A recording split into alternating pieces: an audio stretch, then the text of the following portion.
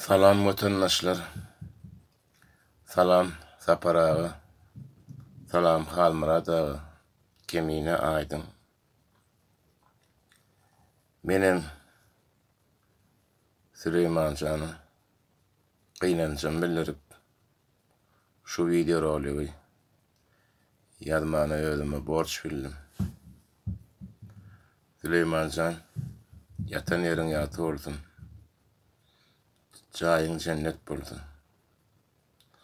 Ve senin için kalkan yüreğini giyin kısaltın Allah can. Başları dik olsun. Canlarım sağ olsun. Mümkün olsa Süleyman canın komşuları vardır. Doğruk taşınmakları. Yeke oyman Süleyman'ın ocağını kollalıyın. İnnem olsa şunu kim yola koyup şu zatları edenlere izleniyor. Hemmeğe taplar. Bular köp bolmaly. Mehemen işgärleri, prokuratura we beýleki jellatlar. Hemmeňe tapylarsynız.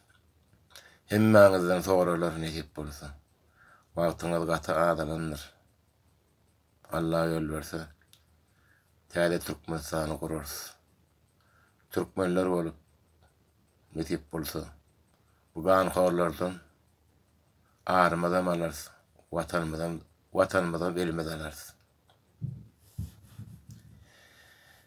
Türkmen elim. Bundan aňaryk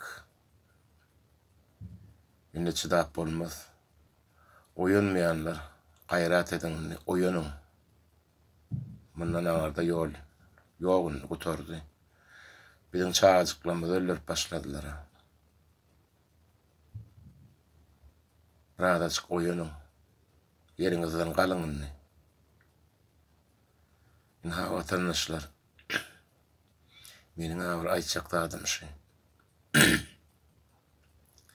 Süleyman can ýene bir gedek jaýyň cennet bolsun. Ulayjan. Taryhda adyň galanlar oglum. Berekella Halmurad ağa, Sapar ağa. Süleymanyň depderini açdyňyz. Şuňaly. Bilýän zadyňyzy roliklarda ýazyp uğratmaňyzy. Türkmenistanyň içinde ýa-daşynda ýaşaýan bolsaňyz, öňkü gören nemeleňiz bolsa, eşiten zatlaryňyz bolsa, uğratmaňyzy haýyş edýäs.